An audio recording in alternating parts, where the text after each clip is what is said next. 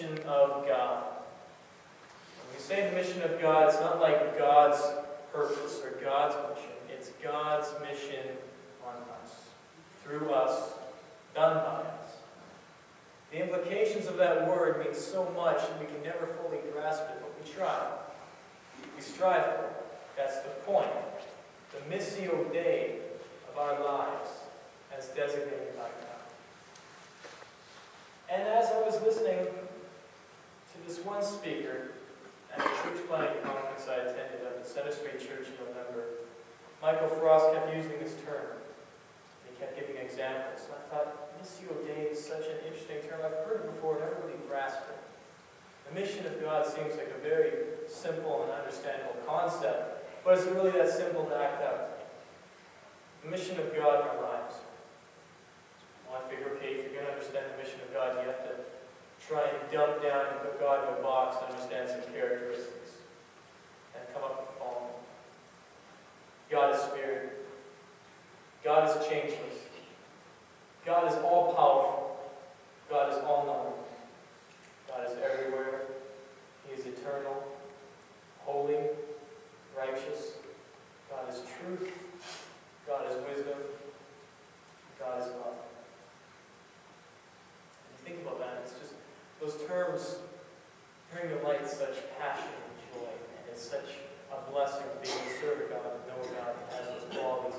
But to take a step further, you start understanding the characteristics of Jesus. You have to think about Jesus. What did he do in his day? Who did he hang out with? Who did he spend his time with? Jesus, the Christ, became flesh when he is one of God. Okay, you have to understand that concept first. This is Jesus, who is God, dumbed himself down and lived as one of us, not in the highest of our kingdoms, not in the greatest of pleasures that we could offer, which is nothing compared to his kingdom and his glory. No, he came down and he basically lived his life with the most common people of the time. Jesus spent his time with the prostitutes, with the tax collectors. Jesus loved the unlovable and reached the unreachable that the Pharisees and the religious leaders of the time could do nothing for because they thought they were below them. Jesus said, I'm here to heal the sick. Those are the sick people. Yes. The sick people are the ones that are in need. Yeah. The sick people are the ones that are seeking and not finding. They're trying different things and having them not work out. Those are the people Jesus spent his time with. Where are we located? We're located in Forest Lawn, with the homeless right outside our doors, with the drug addicts right outside our doors, with the prostitutes actively working right outside our doors. So what do? What would Jesus do? Jesus spent his time with these people. And you think about communion and how we remember him. We come up here every Sunday and we kneel down and we receive the bread and we drink the blood. But do you ever think what kind of a sense of humor Jesus has? Not just that, it's so much deeper than that, because communion is more than just a big practical joke. Communion is a time when in the New Testament they fellowship over a meal together, they feast to the glory of Jesus Christ. But think about this. What are the two things the Pharisees convicted or tried to convict Jesus of? It was being a glutton and, what's the word for eating too much? Sorry? A glutton and a drunkard. Okay? And what do we remember Jesus by? By eating the bread and drinking the wine. We remember Jesus by the two things the religious leaders tried to convict him of. The only things that really stick. Being a drunkard. That's phenomenal. That doesn't change your view of what we do here. Every Sunday. So it doesn't become monotonous. It becomes a time of remembrance. And it never loses its luster and its purpose. Because if we lose the purpose of communion, we lose the connection with Jesus Christ, we become unplugged. We cannot fulfill Missio Dei. As we skip ahead, and Micah, to sum up, there's a lot of great this morning. I'll start with the 7th verse. How can I stand up before God and show proper respect to the high God? Shall I bring him an armload of offerings, topped off with yearling calves?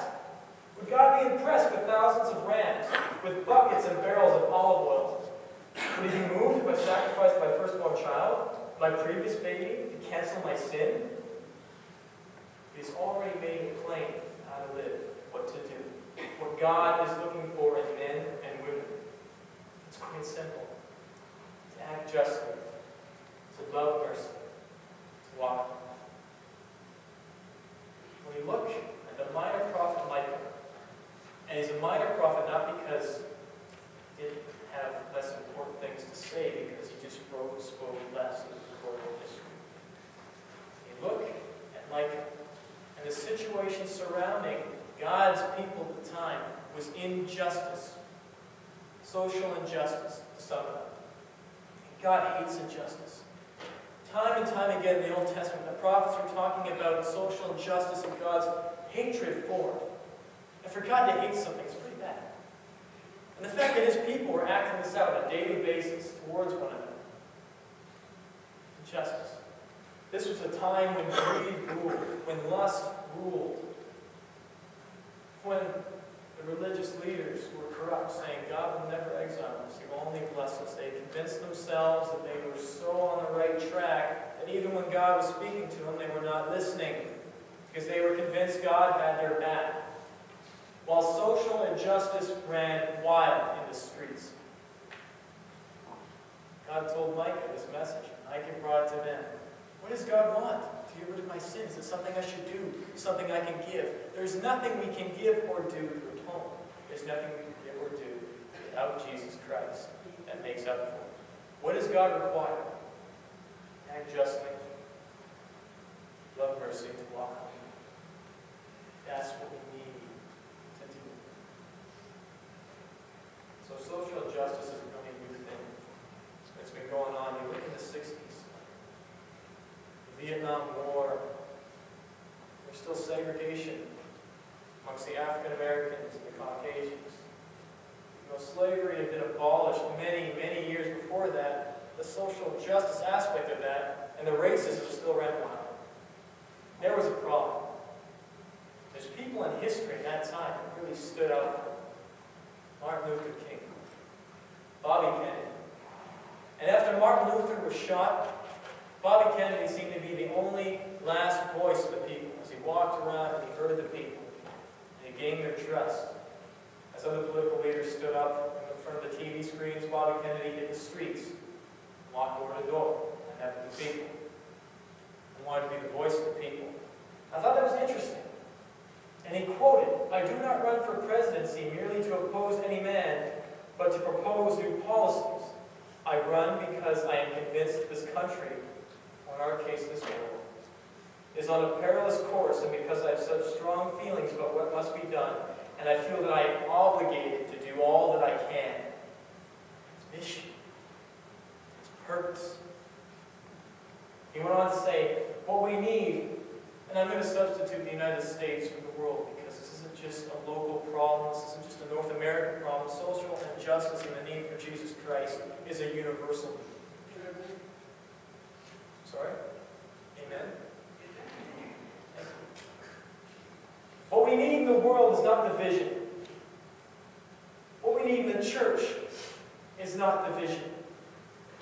What we need in the world and the church is not hatred.